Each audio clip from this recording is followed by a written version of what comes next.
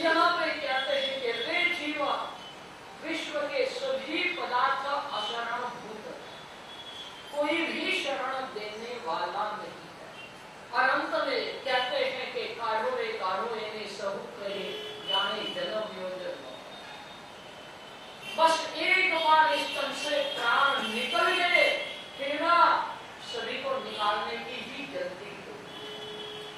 कीमत जिस आत्मा की है उस आत्मा को समझ ले, और आत्मा को समझ करके हम विश्व में जीवन ऐसा जीवे के जाने का समय आवे तो सरलता से निकल जाए। घूमने के लिए जाते हैं तो ऐसा घर में कह के जाते हैं कि बस अब मैं जाता हूं, उतनी ही सहजता से परिवार को क्या देंगे, बस अब मैं जाता हूं, ऐसा कह करके दुनिया में से हम हंसते हंसते निकल जाते।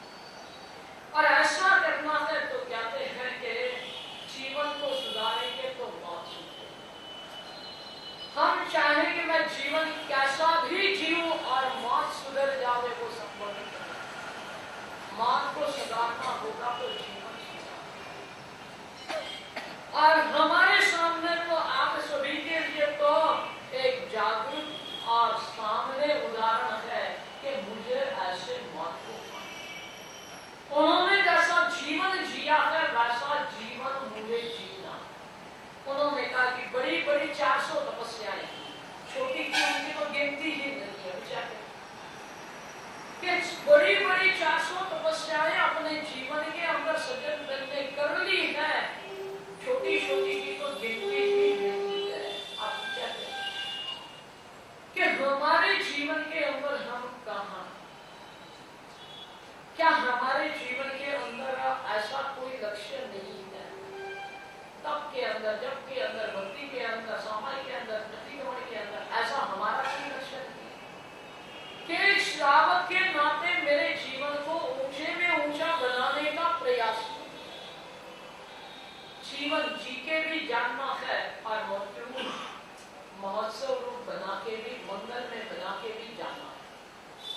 तो इसके लिए यहाँ पे हमारे अशरण भावना के अंदर कहते हैं कि सामान्य व्यक्ति होते हैं वो जीवन तो अच्छा जीते हैं, मगर मृत्यु के समय पे दीन बन जाते हैं, हीन बन जाते हैं और चारों तरफ बचने के लिए दौड़ धाम करते हैं।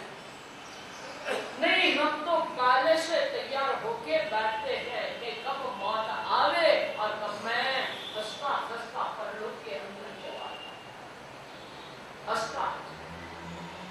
ट्रेन के अंदर जाते हैं, स्टेशन आने वाला होता है, उससे पहले सामान समेट के तैयार रहते हैं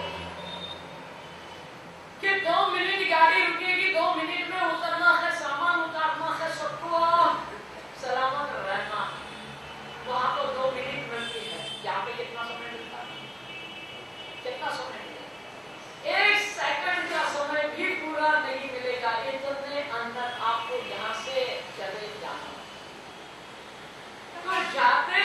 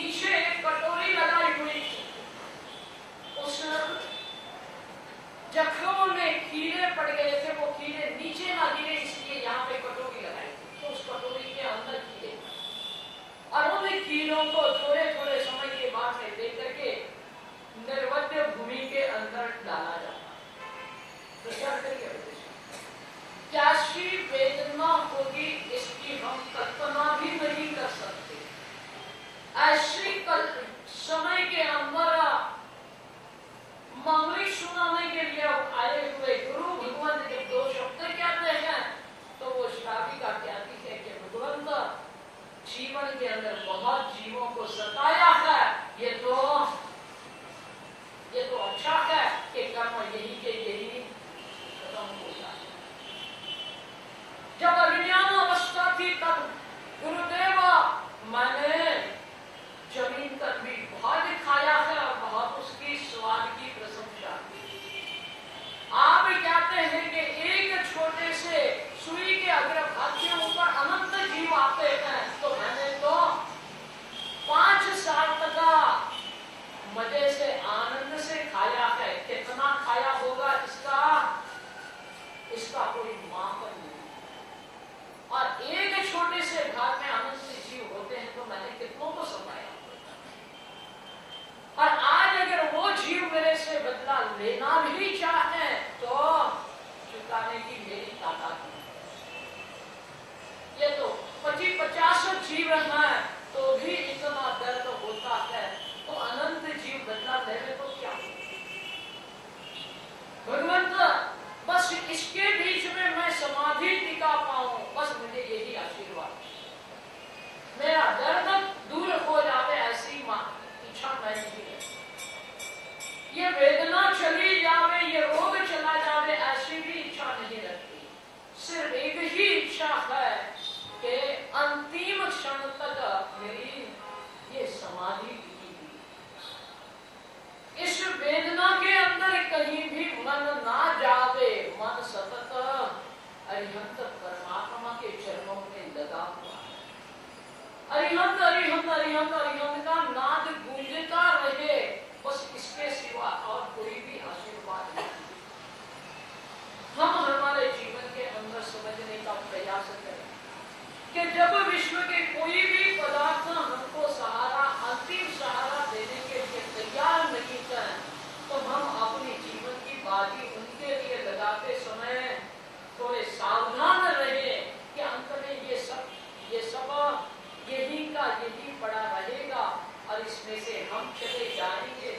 तो जितना भी पुण्य के उदय से मिले वो ठीक है, मगर उसके प्रति भी तीव्र आसक्ति और मेरापन न रहे।